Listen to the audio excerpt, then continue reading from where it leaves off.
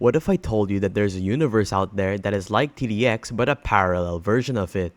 And that universe is the world of...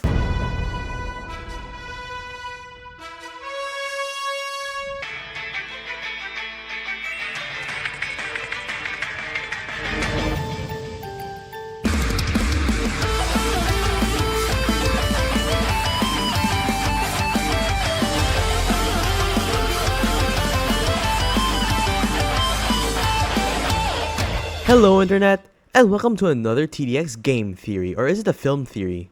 Never mind that, but today's topic will be on the series Invincible, and how it is related to the world of TDX. First of all, I want to say that I know that neither Robert Kirkman or John Roblox had the intention to make both of their fictional worlds alike, and this video is just for fun in the theorizing aspect. For this theory, I'll only be covering the TV series from seasons 1 to 3 and not the comics, so spoilers ahead. The first subsection that I would be talking about is the GDA. As you know, in TDX, the main faction that we, the player, are in is called the Global Defense Army, while in Invincible, their organization is called the Global Defense Agency, with both being acronyms for the letters G, D, and A. Both organizations are also responsible for protecting the world from supernatural threats. In Season 1 of Invincible, we get to see a glimpse of the inner workings of their GDA, and there are these number markings on the wall which distinguish the different sectors of the GDA base. Meanwhile, in the TDX GDA, we can also see the same number markings. So, that's the first similarity.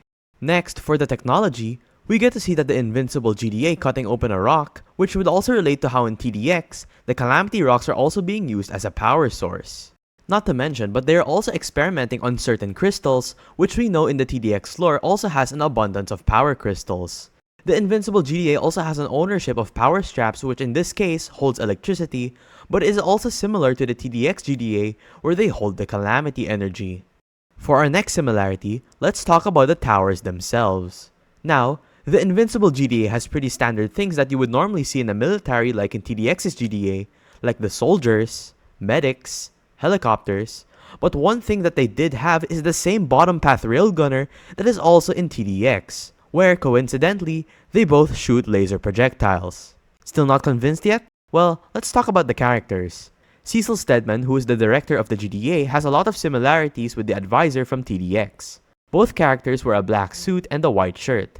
Both characters also give tactical recommendations which guides the world's security efforts. Both characters believe that the ends justify the means, like how Cecil believes that hiring villains is for a good cause, or how Advisor steals the energy of the Calamity faction for their greater use. Both characters also follow the idea of, I quote, "We can be the good guys, or we can be the guys who save the world. You can't be both."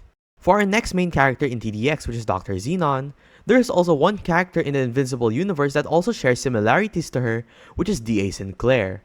Dr. Xenon is a genius engineer who wants to take over the world with their army of the undead, along with turning people into cyborg eradicators. And wouldn't you know it, D.A. Sinclair is also a smart engineer who created an army of undead cyborgs which are the Reanimen, which share a striking similarity to Dr. Xenon's eradicators, with both of them having attributes of being robotic humans in exosuits to fight for them. Not to mention that the Reanimen also share a close resemblance to the Smasher enemy, which are undead humans/zombies in robot suits, with one eye and an exposed mouth. This last section will talk about the actual superheroes. In the Invincible GDA, there are a bunch of superheroes that fight for the world, but in the TDX GDA, there are none. But why is this the case? Well, I believe that each of the superheroes or even the regular villain characters were turned into one of the enemies. For example, Duplicate is the multiplier with both of them having the ability to clone. Kill Cannon is the predator with both having one arm that shoots.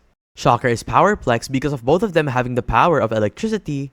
The Mauler twins are the Charger boss because both of them are blue, I guess. Rexplode is Grumble with both of them having one purpose, which is to explode. The second Darkwing is Hidden Boss with both having access to being hidden or the Shadow Realm. Magmaniac is Lava with both having lava powers. Or how the Technicians could be the engineer with both of them being extremely smart in building new parts or technology.